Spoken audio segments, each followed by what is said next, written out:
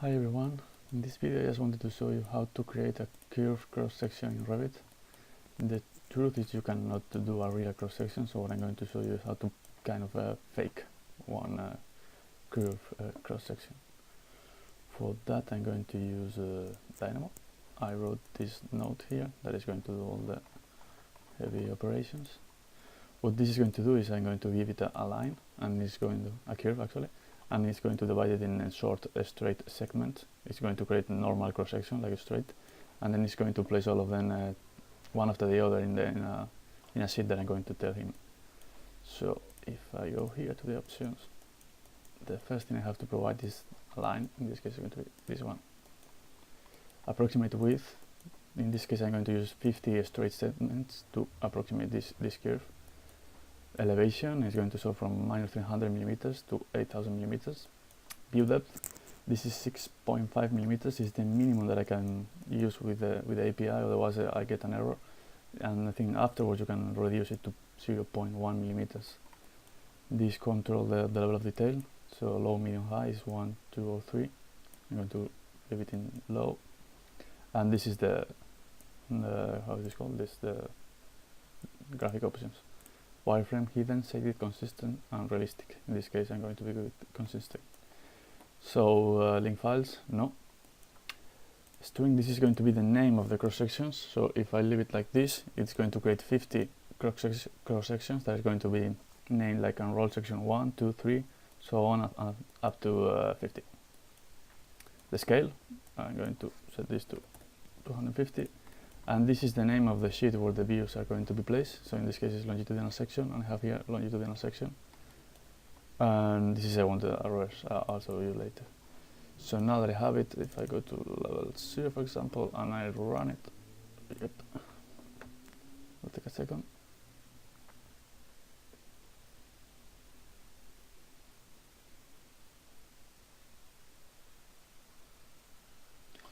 So there you go, now I have all my cross sections.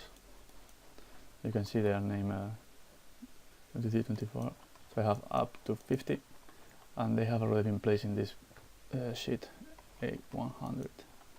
If I go here to my sections, I have all my sections with the name that I provided.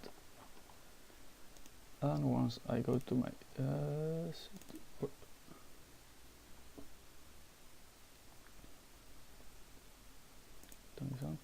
so this is my cross section is always starting on the 0, so you have to place it manually wherever you want.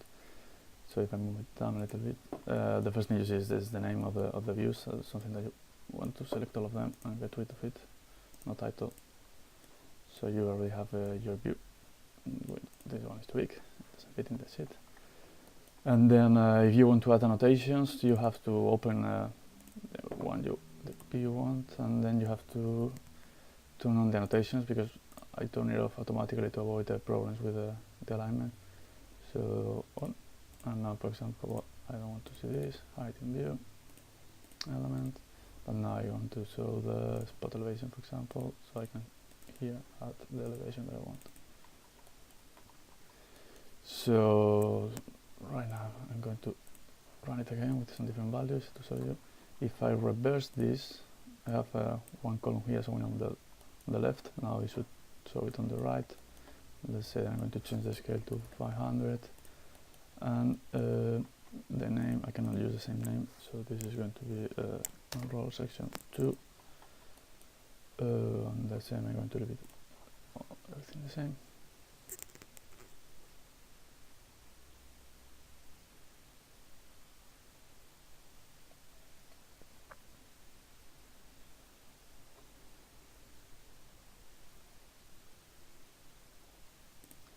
So here I have my view, again I'm going to change this.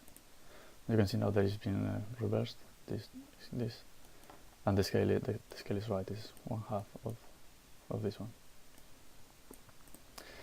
So well, this is not a solution, but in the meantime, until Autodesk implements something like this, it will help. The biggest limitation right now is if you want to annotate in the longitudinal direction, you can't, because you will have to annotate through different views. So probably the only solution is just annotate in the paper space and then manually change the value that it shows.